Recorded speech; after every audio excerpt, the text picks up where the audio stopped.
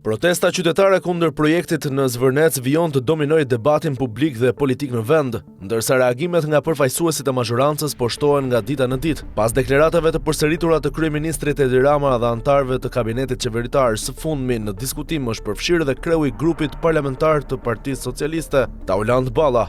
Përmes një reagimi në rrjetet sociale, Balla ka komentuar jehonën që protesta ka marrë në mediat ndërkombëtare, duke u ndalur veçanërisht tek transmetimi live i agjencisë prestigjioze Reuters nga protesta e zhvilluar në Tiranë. Sipas Ballës, është e pazakontë që një protestë lokale në një vend të vogël si Shqipëria të marrë një vëmendje kaq të madhe në arenën ndërkombëtare. Ai ka ngritur pikpyetje mbi arsyet që sipas tij kanë bërë që protesta të shndërrohet në një ngjarje me jehon globale. Në postimin e tij, kreu i grupit parlamentar socialist shprehet se numri i pjesëmarrësve në protest ka qenë relativisht i ulët, duke pretenduar se në aktivitet kanë marrë pjesë më pak se 2000 persona. Nisur nga kjo, ai pyet se si një tubim i tillë mund të tërheqë vëmendjen e mediave të mëdha ndërkombëtare dhe të transmetohet drejt për drejt nga një agjenci si Reuters. Balla ka shprehur gjithashtu kritika ndaj mënyrës se si sipas tij është realizuar pasqyrimi mediatik i protestës. Ai pretendon se kamerat janë fokusuar në kënde të caktuara, duke shmangur pamje më të gjera të pjesëmarrjes. Sipas tij, kjo ka krijuar një perceptim të ndryshëm nga realiteti në terren. Mëtej zyrtari i lartë ka hedhur dyshime mbi motivet që qëndrojnë pas interesimit të mediave të huaja në protest. Ai argumenton se fokusi i tyre nuk lidhet domosdoshmërisht me çështjen e Zvërnecit apo me zhvillimet në Shqipëri, por me interesa të tjera që sipas tij nuk kanë të bëjnë me kauzën e protestuesve. Deklaratat e Ballës vinë në një moment kur protesta qytetare ka fituar vëmendje të konsiderueshme brenda dhe jashtë vendit,